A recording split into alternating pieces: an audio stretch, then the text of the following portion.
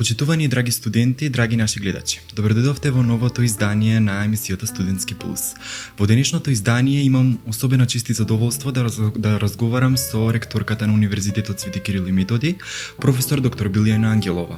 Денеска ќе разговараме за низините почетоци кога таа била студентка, за сите работи што се направени за Универзитетот Свети Кирил и Методи и за сите работи што ќе бидат реализирани до крај на низиниот мандат. Велам добар ден за професорката Билјана Ангелова. Професорке, како сте? Благодарам, добра сум и навистина сум многу среќна што сум денеска овде во вашето студио. Што имам можност да разговарам со вас, да разговараме околу студентите, околу студентските денови и се она што вас ве интересира. Затоа што студентите биле и остануваат приоритет за нашиот универзитет. Така, професор, ќе се согласувам. Па како што спомнав на почетокот, малкумина јас верувам дека од нас студентите знаат какви биле вашите студентски денови. Јас сакам да ве прашам како беше да се биде студент на економски факултет во времето кога вие студиравте? Кога јас студирав, а тоа беше многу одамна, значи пред можеби повеќе од 40 години, јас завршив, се запишав 83-та година на факултет, 1983-та и дипломирав 1987 година. Бев првата генерација која се запиша на факултет со полагање на приемен испит, значи моравме да знаеме точно што сакаме, за да ги полагаме соодветните испити за тој факултет. Се запишав на економскиот факултет, бевме ги прворангираните на факултетот, иако морам да признам дека економски факултет не беше мој прв избор. Од секогаш сакав да студирам архитектура, сакав архитектурата и до ден денес остана така моја љубов архитектурата, меѓутоа и никогаш не зажалив што завршив економски факултет, бидејќи со можеби не на првата година, ама веќе кон крајна, втората, особено третата година, кога фативме насока, каде што се фокусиравме на нашиот иден кариерен пат, тогаш беа прва и втора година идентични за сите студиски години, па потоа трета и четврта веќе се диференцираа предметите зависно кој на каква насока се запишал. Стана многу поинтересно и завршив меѓу најдобрите студенти во генерацијата. Так. Во тоа време студирањето не беше исто како и денес, многу поразлично. Преполни беа амфитеатрите, имаше многу студенти во тоа време. Денеска се сочуваме со еден друг предизвик, имаме многу мал број на студенти заради тоа што имаме мал број на матуранти, а сето тоа знаете дека е причина ниските фертилни стапки и голем број на иселување, односно миграција од земјава на млади брачни парови, па потоа и на средношколци кои што напуштаат земјава. Тогаш немаше таков проблем. Имавме многу големи генерации, студиравме овде на економскиот факултет, некогаш и не собираа амфитеатрите. Учевме исклучиво од хартиени книги, тогаш немаше интернет, немаше како сега можност за студентска размена. Не, сега се отворени Erasmus програмите секоја година, па сега плюс имате и бипови. Во тоа време имаше само IESEC, меѓународната организација на студентите, која што не овозможуваше кратки престои во странство, така што немаше интернет за да можеме да дојдеме до дополнителни податоци, до дополнителни истражувања, па сме барале преку библиотеки, нашите библиотеки, странски библиотеки, литература, книги, статии за да можеме да го дополниме нашето знаење. Така што не беше поедноставно, беше многу потешко од сега. Сега мислам дека е многу полесно на студентите, што е сосема нормално. Сега живееме во 21 век. На располагање ни е цела технологија која што знаеме колку е отидена напред, колку е напредната и така треба да биде. Така, професорке. Јас искрено од денешна гледна точка можам да кажам дека помеѓу студентите имам прилично доста колегијалност и дружба. Во ваше време дали имаше колегијалност и дружба? Спомнавте дека средствата за комуникација што ги имаме ние денеска електронските, тогаш не ви биле достапни. Како се договаравте за дружби, за излегување, за студентски забави и слично? Кога ќе се присетам на вистина на тие денови, многу потешко од сега, ама функционираше идеално. И да, имаше и тогаш како и сега нормално дружби, затоа што нема поубава доба во животот на еден човек од младоста, особено студентските денови. Се уште сме расцаретени од семени обврски, од обврски на работно место. Целиот фокус е на учењето, побезгрижни сме во однос на идниот период во животот. И тоа навистина дава посебна убавина. Млади, здрави, убави, како и вие сега. Сега како се договаравме на фиксен телефон или се договаравме од денес за утре. Така. И сето тоа функционираше, идеално функционираше, веројатно многу подобро од ова сега.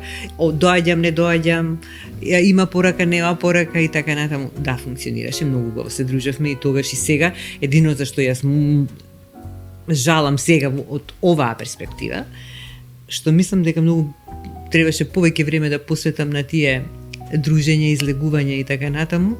Многу време посветував на учење. Иако ќе кажам дека гледаме моите студентски денови, јас завршив во гимназија Орце Николов. И таму мислам дека научив како да учам. Многу се дадов, значи многу сме учеле во гимназија, така што тој период од средно, односно гимназиско образование на факултет, барем мене, па мислам дека и на моите другари од тоа време од средно училиште кои што преминаа не само на економски, на други факултети, ни беше многу полесно. Научивме, во Орце не научија како да учиме. Не учевме кампањски, учевме систематски. И тоа потоа многу ми помогна во текот на студирањето. Така. А кој ви беше најтежок предмет во вашите студентски денови? Не можам да кажам кој бил најтежок предмет, ама ќе ви кажам предмет што не го сакав. Не го сакав книговодството. Имав отпор. Ама не ви беше тежок? Не беше тежок, апсолутно. Едноставно не знам. Веројатно секој има предмети што ги сака и што не ги сака, книговодството не го сакав. Така. Ми беше така малце потешко да го сообладам. Едноставно ми правеше отпор. Да. И сега кога ќе се навратите во тоа време додека вие бевте студентка, дали можеби некогаш замислувавте дека еден ден ќе бидете на чело на универзитетот и ќе бидете ректор на токму на универзитетот на кој што вие сте завршиле? Јас студирав овде на економски факултет, значи во Комши, и секогаш морав да поминам овде низ пасажот каде што сега се наоѓа ректоратот, затоа што тука беше, и тоа е главниот влез на универзитетот, кој што за жал сега повеќе години е затворен. И тука беше и автобуската станица. Морав да го поминам и секојдневно го поминував тој пат, дали до автобус или пешки до дома. И секогаш се вртев на вратите на ректоратот и само се прашував кои се овие луѓе што тука работаат. Имав навистина екстремно високо мислење. Но никогаш не замислував дека јас ќе се најдам на таа позиција. Уште повеќе што јас кога студирав, јас имам завршено економски факултет и во тоа време на економскиот факултет имаше 3 или 4 основни насоки. Имаше насока економска политика и развој, имаше насока прометно-комерцијална, имаше насока сметководство. Не ми текнува која сега во моментов четвртата. Јас завршив на насока прометно-комерцијална, надворешна трговија и маркетинг. Така што мојата кариера ја замислував во еден сосема друг правец. Сметав дека ја треба да бидам некаде во бизнис секторот. И така почна мојата кариера. Моето прво вработување беше и траеше 2 години во Макотекс, тогаш една од најголемите извозно-увозни компании во Југославија. Меѓутоа, како што почнав да го работам тоа, некако и увидов дека не е тоа мој фокус и мој интерес. Тогаш имаше упис на после дипломски студии еднаш во 3 години. И некако една година после моето дипломирање имаше конкурс за упис на последипломски студии. Јас се запишав на тие последипломски студии, бидејќи еднаш на 3 години беа уписите. Колку повеќе учев и навлегува во таа материја, толку повеќе се заљубува во неа. И видов дека јас ја сакам оваа професија. Потоа како студент на генерација добив стипендија од страна на Министерството за образование и наука. Ги завршив моите последипломски студии, ме примија во економскиот институт, каде што и до ден денес сум вработена. И тоа навистина ми отвори кариерни патеки за кои што сум благодарна. Така. И тоа е љубовта во мојата професија. Да се согласувам апсолутно. Тоа може би и пример дека еден ден не знаеме кај ќе однесе патот, вие сте имале сосема други перспективи, па се завршиле на сосема некое друго место. Така да мислам дека и за денешните млади е истото, фактички истата приказна, но само треба да се слушаме сами себе, како вие што спомнавте дека се сватиле дека наставно-научната дејност ќе биде ваш приоритет понатака. А знаете што, кога ќе еден млад човек кој ќе ја почне својата животна и кариерна патека по завршувањето на своето образование, мислам дека е мал број на оние кои знаат каде ќе завршат и што точно планираат на почетокот на својата кариерна патека. Често пати животот не носи на сосема друга страна. Значи почна во економскиот институт, мене таа работа ме привлекува, јас сакам, се пронедов во сето тоа. Меѓутоа дека ќе се најдам на раководни позиции, нормално како и секој млад човек во тоа време, не размислував. Размислував само за науката и за да се доусовршувам и да го завршам мојот образовен циклус, да го дооформам. Меѓутоа животот отвара потоа многу можности, многу перспективи и во текот на професионалната кариера и во текот на менаџерската кариера која ја имаме. Јас станав во еден период веде директор на економскиот институт, па потоа водев институтот уште 2 мандати, во кои што можам да се гордеам дека институтот постигна изморедни резултати. Тоа беа години кога ние како економски институт, кој што организираме студии на 2-3 цикл студии, и се разбира, пред се сме ориентирани кон истражувачката работа. Во тие години ние имавме по меѓу 220 и 250 студенти упис секоја година, плюс многу плодна научно-истражувачка дејност. И тоа ме одведе на едно друго потоа, по високо ниво, станав проректор за финансии, инаку јас базично се бавам со финансии, докторира во областта на финансиите. Иако го мразев сметководството на почетокот на мојата кариера, сметководството нема многу допирни точки со финансиите. Тие кои што се економисти знаат и ќе ме разберат. Тоа е можеби само основа, азбука една која што многу лесно и брзо се особладува и е влезен инпут во финансиите. Меѓутоа финансиерите ги гледа сосема други аспекти од сосема по некој ангел ги гледаат тие работи. Така што дојдов на позиција проректор за финансии, инвестиции и развој и во тој период им сум дека успешно ги воде финансиите на универзитетот, се направија многу капитални инвестиции на нашите единици и потоа некако како логичен след на целата таа работа дојде и позицијата ректор. Така, професор. Позиција која што е многу захтевна, многу одговорна. Значи имате огромна одговорност прво кон академската заедница, бидејќи јас сум на оваа позиција, благодарејќи на академската заедница на УКИМ. И мојата одговорност кон академската заедница и кон студентите на УКИМ посебно е навистина огромна. Така. Се сложувам за се што кажавте, навистина еден многу инспиративен пат сте поминале за да стигнете до токму до ова што сте денес. И мене ми е баш интересно, еве и чест што слушнавме и студентите ќе имаат можност да слушнат за вашите почетоци и јас сум сигурен дека ова ќе биде инспирација на некои од студентите.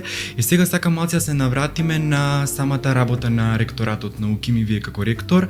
Јас сакам да ве прашам затоа што многу време се дискутираше и се зборуваше и јавно и околу студентите и на самите органи со кои што работи ректоратот за дигитализацијата на УКИМ. Сакам да прашам до каде е процесот на дигитализација, што се случува со iKnow 2 кој што беше најавен и дали ќе се укине книжниот индекс како што беше првично најавено.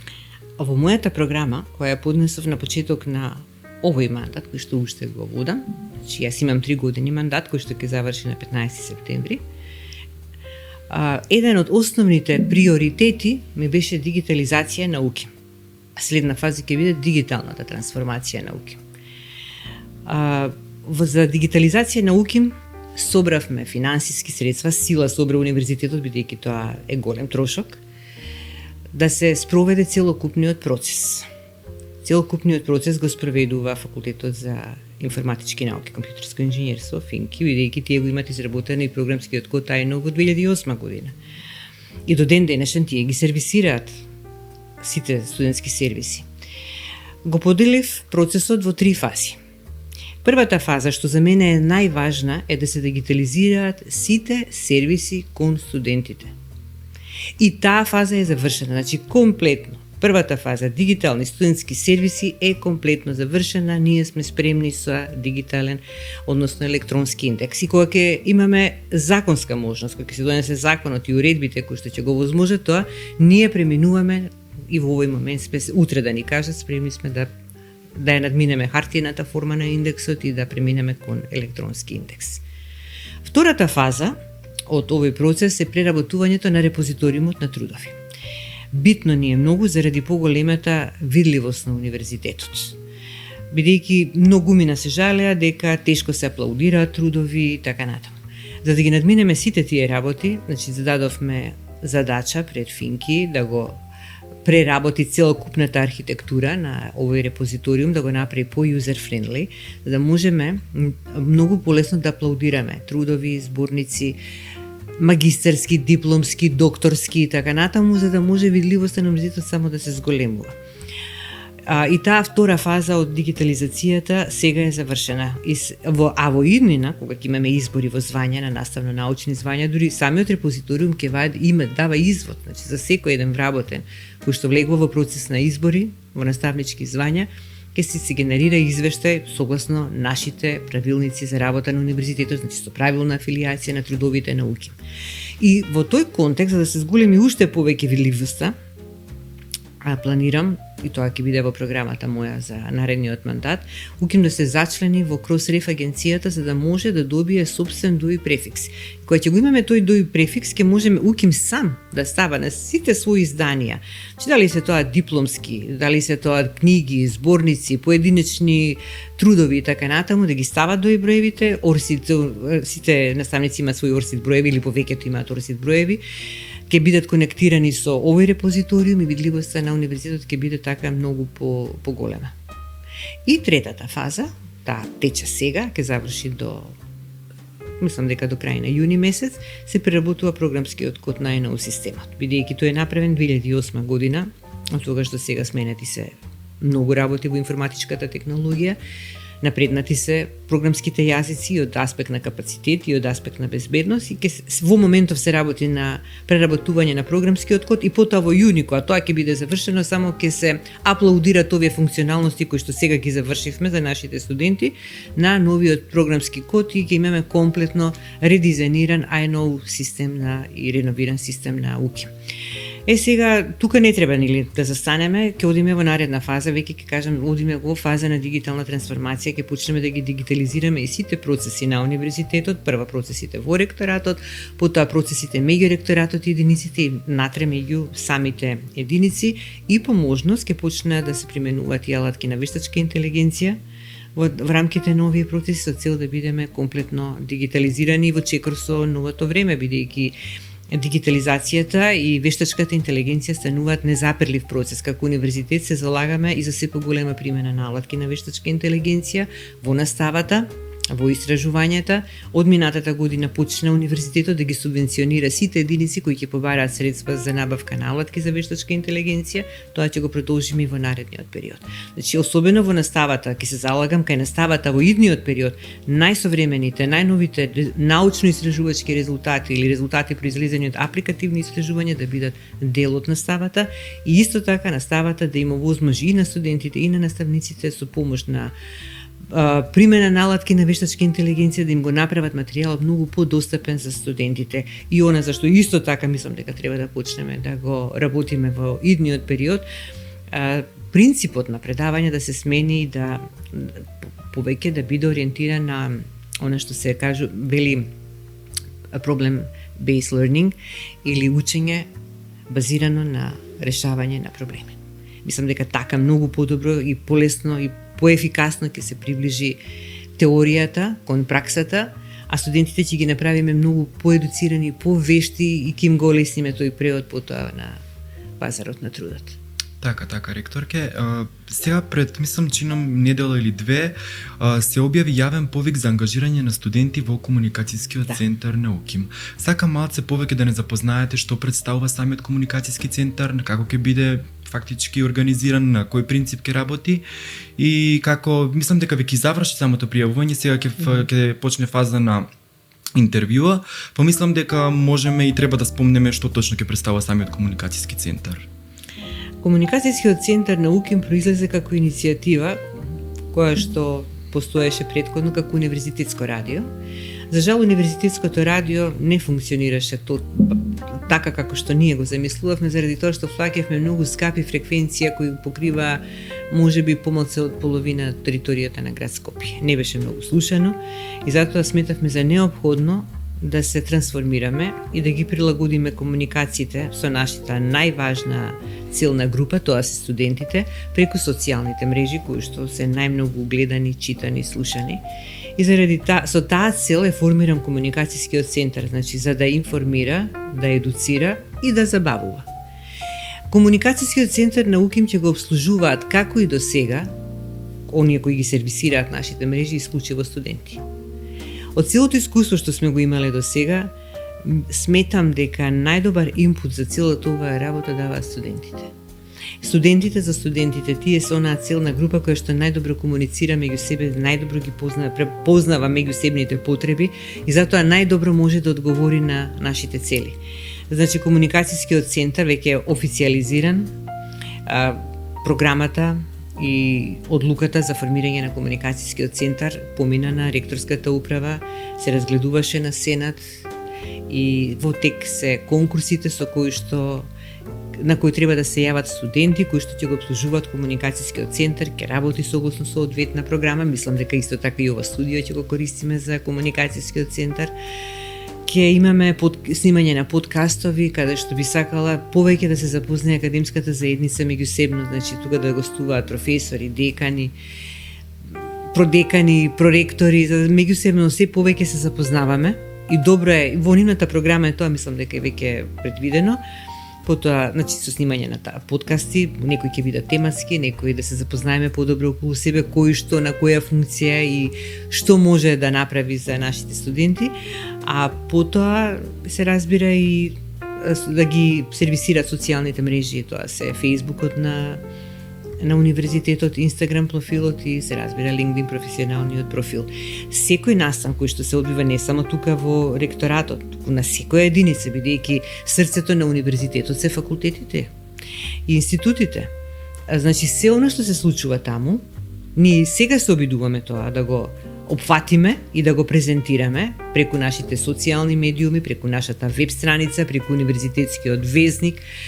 И сега нормално комуникацијскиот центар ќе ги обединува сите овие комуникацијски активности и ќе можеме меѓусебно повеќе да бидеме видливи, повеќе да се запознаеме. Значи, од снимање на подкастови, сервисирање на социјалните мрежи, на веб страницата на универзитетот, со тоа што ќе воведеме и процедура за да можеме точно да знаат единиците кога ќе организираат настани, да повикаат сниматели од страна на студентите, значи ќе набавиме целокупната потребна опрема што е неопходно да се користи за овие комуникации, се во функција на универзитетот и студентите. Така, ректорке, мене ми особено чести задоволство е така сега кога слушам точно како ќе функционира самиот комуникацијски центар. Јас искрено се надевам студентите кои што се пријавени на самиот јавен повик дека ќе се заложат и ќе можат да направат и достават некој белег како студенти кои што ќе остане сепак нели во својство на Универзитетот Свети Кирил и Методи. И сега сакам да се навратиме. Јас верувам дека скоро секој студент на УКИМ е запознаен со студентскиот културен центар, кој што најчесто се користи за дружба, за учење, особено во испитни сесии, па и сега во колоквиумски недели е фул секогаш, има дружба, како што кажав, го употребуваат просторот за учење.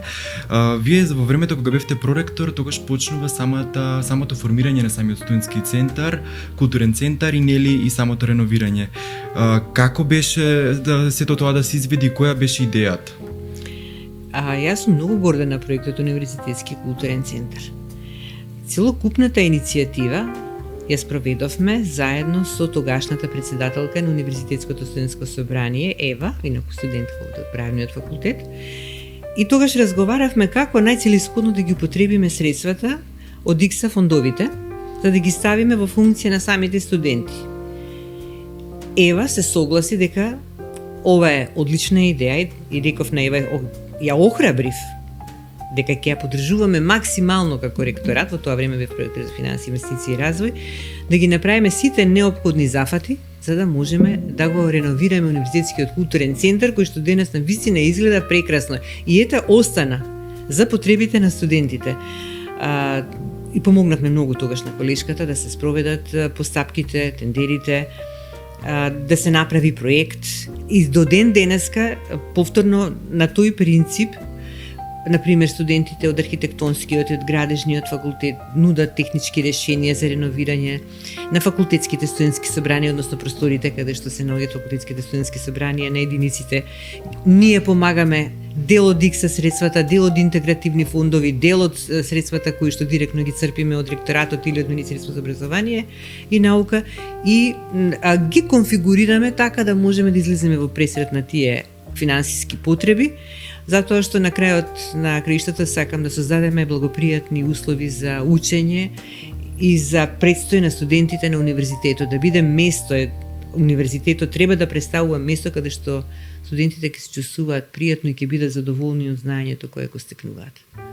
Така, да, јас се согласувам. Навистина студентскиот културен центар како просторија и простор кој што може би единствено таков тип за дружба на студентите, кој што е исклучиво наменет за студентите и настаниеве кои што ги организираат студентите, па мислам дека и самиот студентски културен центар може да биде и поттик за самите факултетски единици да направат свои такви катчиња за секој факултет, затоа што мислам дека недостасува баш тоа на факултетските единици за да можат студентите да имаат и на своите факултети нели посебни места за дружба. Ќе го поддржуваме тоа и во иднина, значи повторно со студентите правиме заеднички проекти за уредување на просториите. Еден таков направивме скоро и на економскиот факултет, има таков и на архитектонскиот факултет. Во тек се разговори за еден прилично пристоен и објект кој што треба да се реновира, не е мал, во техничкиот кампус, каде што ќе биде заеднички простор за факултетите за студентите од електротехничкиот, машинскиот факултет, кој што во наредната година планираме комплетно да го реновираме и да го ставиме во функција на факултетските студентски собранија на техничките факултети. Така, баш ми е мило што еве ова го слушам. Сега сакам да ве прашам, кога веќе нели спомнавте и вие, фактички ги спомнавме студентите, кое е вашето мислење за програмата Work and Travel кој што студентите ја обавуваат во текот на летниот период?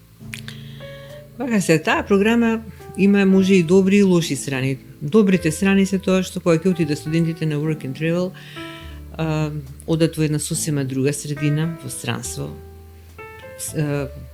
Целата одговорност таму паѓа на нивни плеки. Стекнуваат нови искуства, пред се нови работни искуства, гледаат нови работни средини, различни организацијски култури во компаниите, таму каде што да работат. Едноставно можат после тој престој да направат еден пресек и споредба околу на што добиваат таму, што добиваат тука. Секако дека искуството што го добиваат таму, зреењето, во смисла на поголема одговорност кон сам себе и кон својата иднина, се позитивните страни. Сега негативните се дека веројатно и не секогаш е тоа, не се секогаш само позитивните искуства во прашање. Јас би сакала да ги видам нашите студенти како наши идни граѓани на нашата татковина, некој кој ќе биде овдека и ќе создава за нашата земја. Убаво е да се види надвор какво е искуството, да се приберат искуства од надвор, меѓутоа на крајот да се вратат овде, назад и да ја почнат својата кариера и својот живот овде во нашава земја.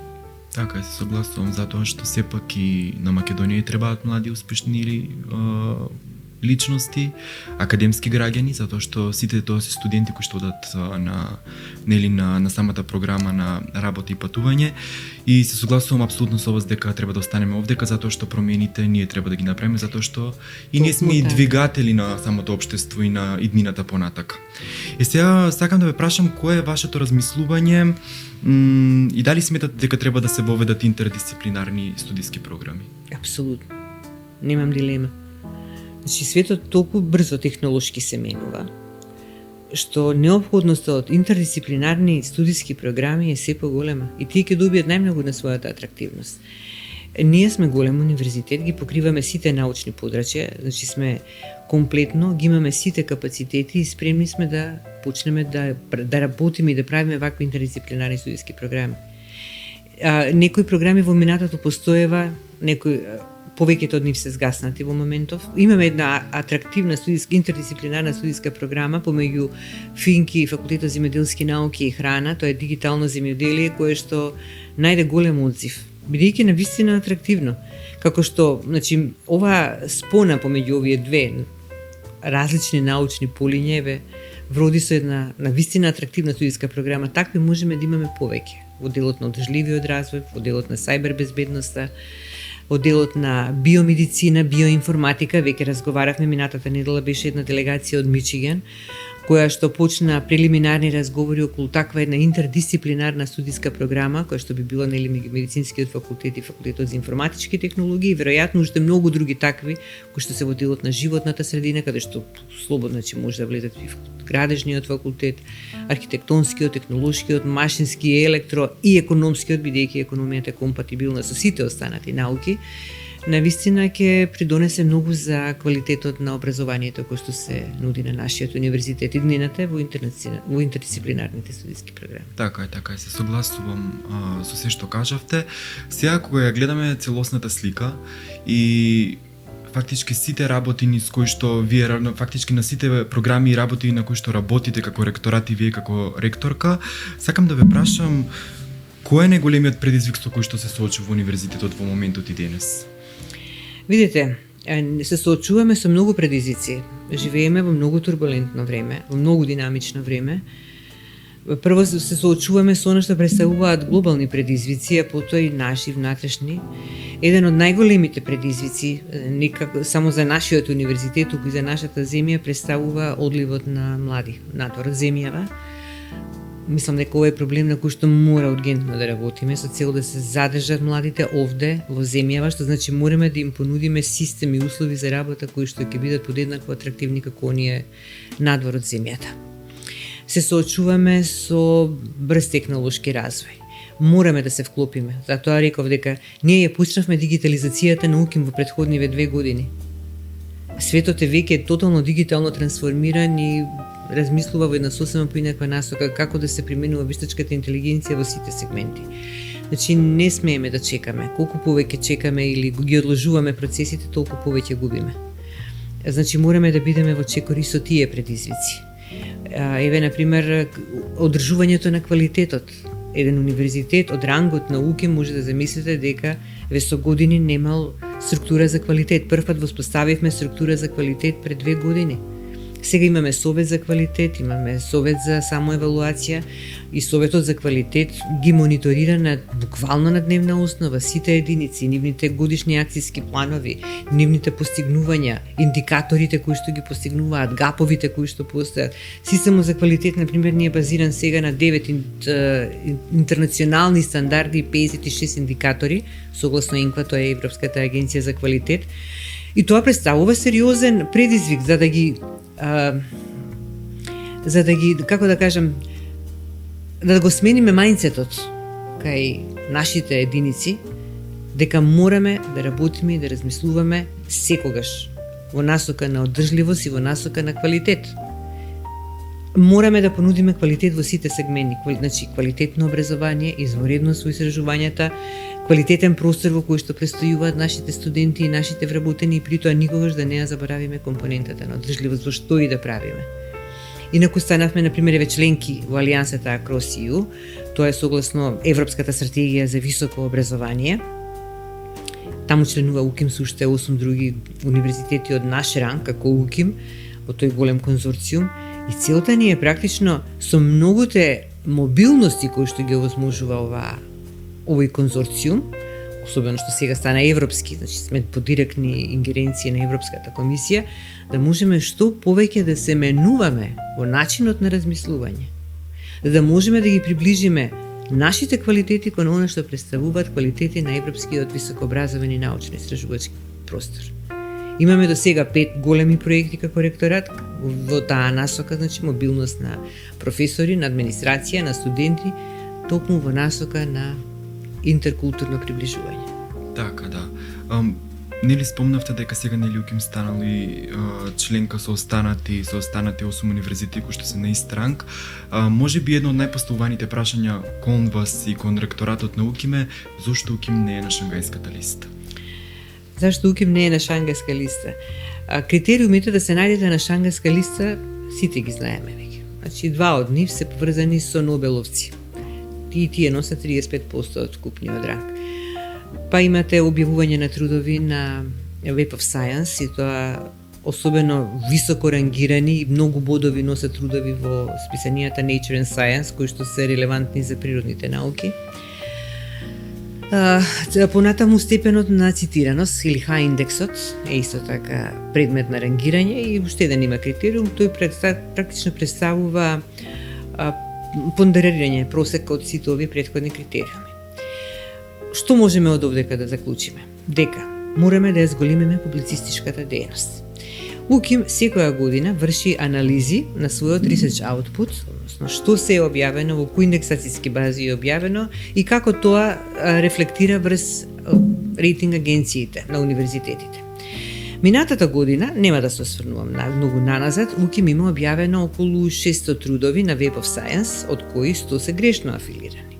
И уште толку има на Scopus.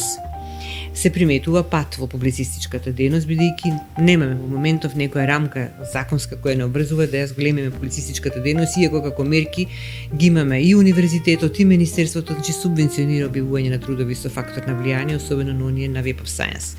Минатата година Министерството за прв пат овозможи пристап до базите на Web of Science за сите единици на универзитетот. И ние исто така имавме во текот на минатата година и разговори со представници од Шангајската листа со цел да направиме известни симулации за да видиме што е потребно УКИМ да се најде на Шангајската листа.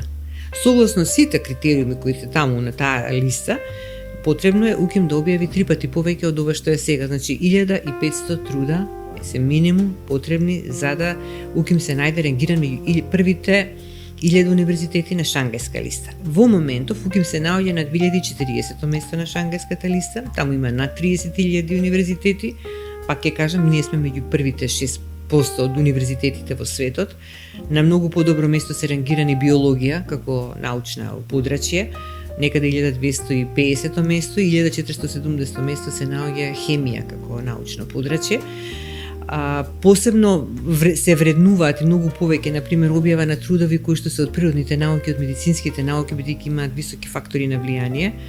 Така што единствениот начин да се најдеме на Шангајска листа е да ја зголемиме публицистичката дејност, односно да објавуваме повеќе трудови со импакт фактор.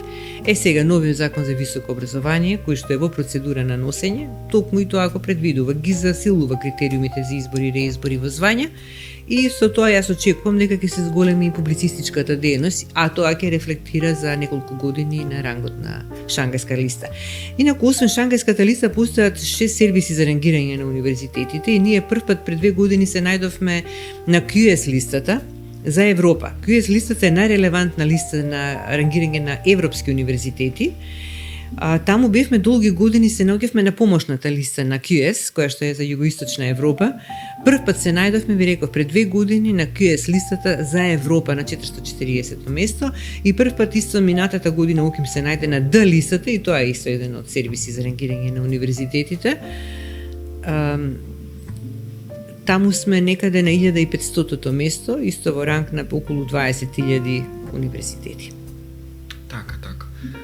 Сега сакам за крај да ве прашам кои се вашите приоритети до крај на вашиот мандат и можеби и не можеби туку сакам баш да слушнеме на што сте најмногу горда во изминатиот мандат во кој што вие бевте ректор. Горда сум на тоа што го постигнав и тоа е мотив да дадам мојата кандидатура за втор мандат. И се разбира мојата одговорност кон академската заедница која што ме предложила да бидам на оваа позиција.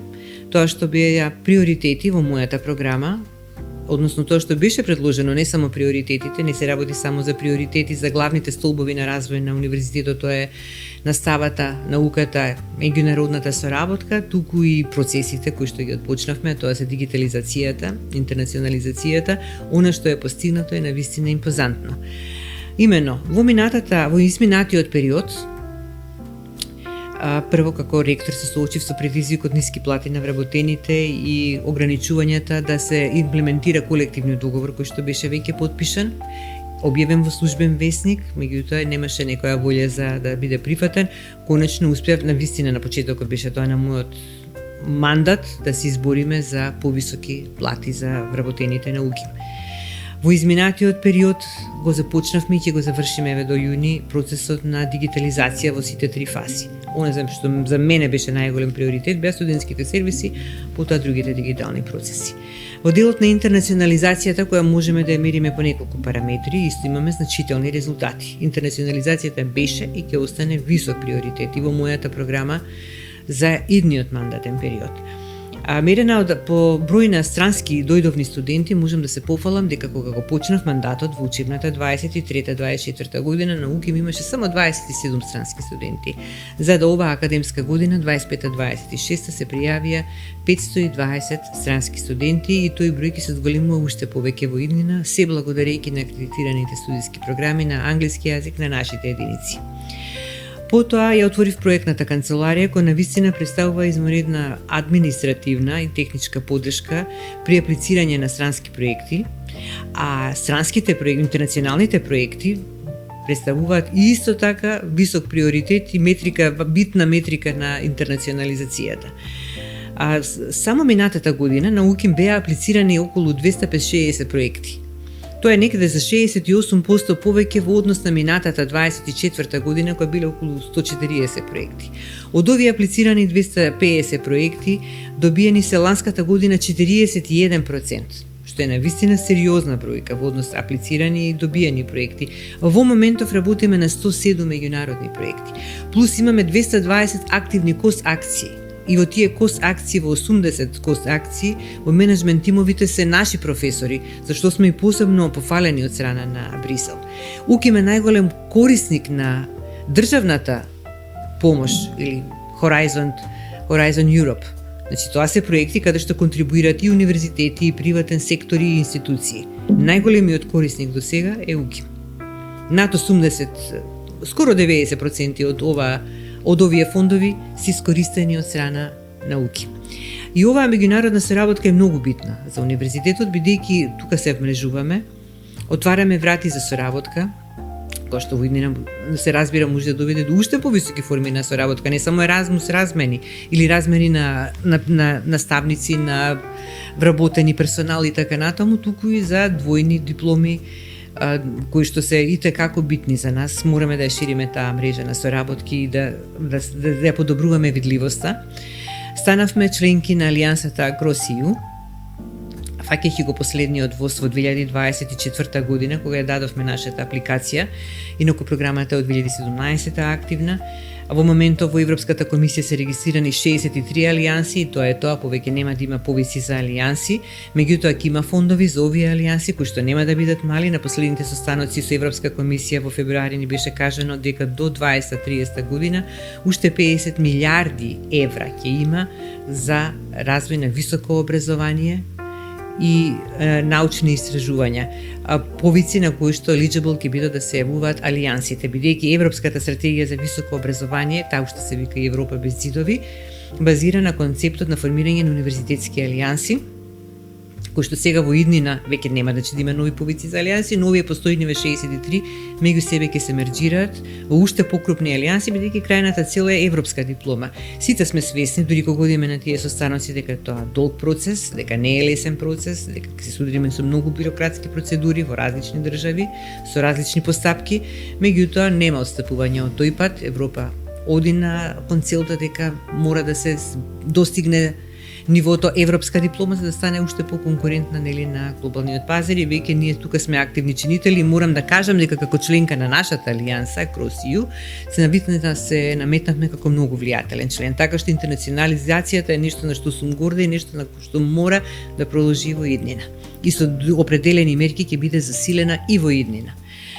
Значи, освен дигитализацијата и интернационализацијата, морам да го истакнам посебно и процесот на утврдување на квалитет на универзитетот. За прв пат се воведе структура за квалитет, кој што сега на дневна основа го мониторираме и следиме преку 9 стандарди и 56 индикатори на ЕНКВА, така што сега можеме да кажеме дека сме спремни во било кој момент да дојдат евалуатори од странство и да евалуират некои од нашите факултети.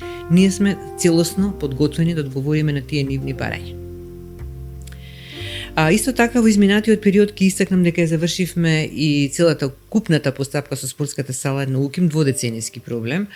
Таа буквално висеше во воздух, немаше никаков титулар. УКИМ ги направи проектите, односно го направи главниот проект и геодетскиот елаборат, и со помош на државно правобранителство ја предаде спортската сала во владение на владата на Република Македонија, а владата навистина во една експресна постапка потоа ја додели владата на салата во сопственост на УКИМ, и сега таа одлука е запишана во Агенција за катастар за недвижност и спортската сала ќе ја ставиме до крај на оваа година во функција на универзитетскиот спорт.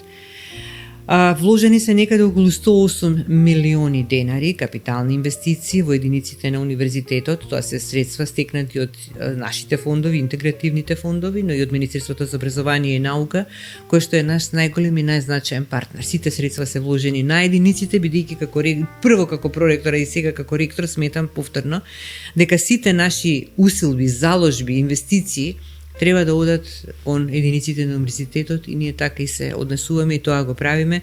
До сега се вложени за овие 2,5 години 108 милиони денари за капитални подобрувања на единиците.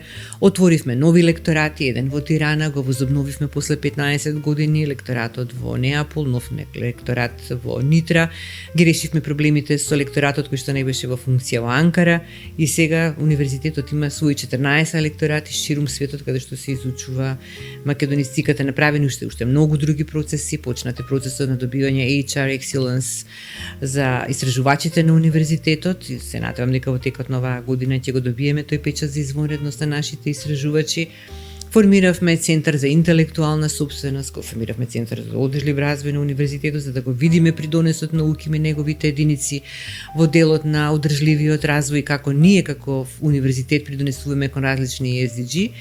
Така што направени се многу активности, направен е голем исчекор и се надам дека тоа што е направено и тоа што е добро треба да продолжи во иднина. Како ректор ќе се залагам доколку го добиам, нели се разбира и вториот мандат, да обезбедам и континуитет и стабилност на сите иницијативи кои што сме ги отпочнале.